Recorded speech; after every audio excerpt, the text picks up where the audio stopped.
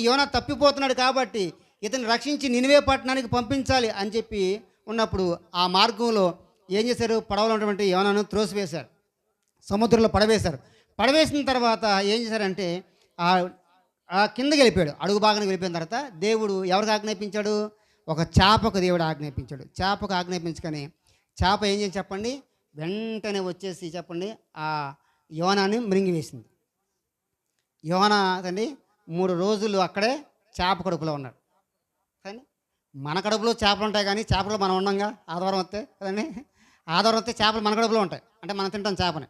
కానీ ఇక్కడైతే రివర్స్ కదండి, చేప కడుపులోకి ఈయన వెళ్ళాడు.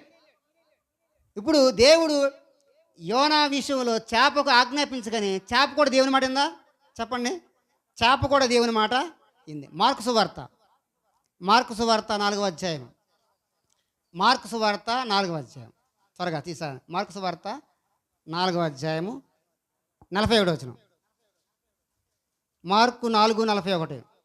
వారు మిక్కిలి భయపడి ఈయన ఎవరో కదండి, గాలియు సముద్రమును ఈయనకు లోబడుచున్నవని ఒకరితో ఒకడు చెప్పుకునేది. యేసుక్రీస్తు ప్రభువారు అద్దరికి పోవాలని చెప్పి గెనెసరతు ప్రాంతంలో ఆయన వెళుతుండగా పడవలో ఉంటుండగా ఏమొచ్చిందండి?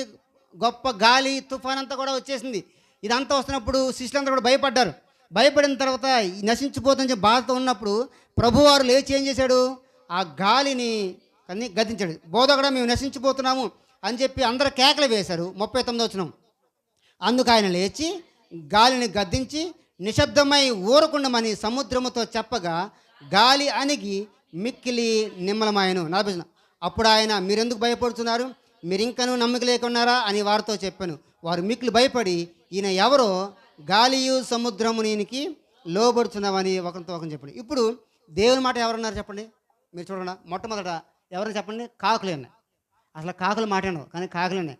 తర్వాత చెప్పండి, కరిచేసేటువంటి సింహాలు దేవుని యొక్క మాట ఉన్నాయి. తర్వాత చేప దేవుని యొక్క మాట ఉంది. తర్వాత సృష్టి ఈ గాలిని సముద్రాన్ని ఆగమంటే అన్నీ కూడా నిమ్మలమైపోయినాయి. అందరూ మాట అన్నారు. చివరగా దయ్యాలు కూడా మాట అన్నారు. చూడండి లోక సువార్త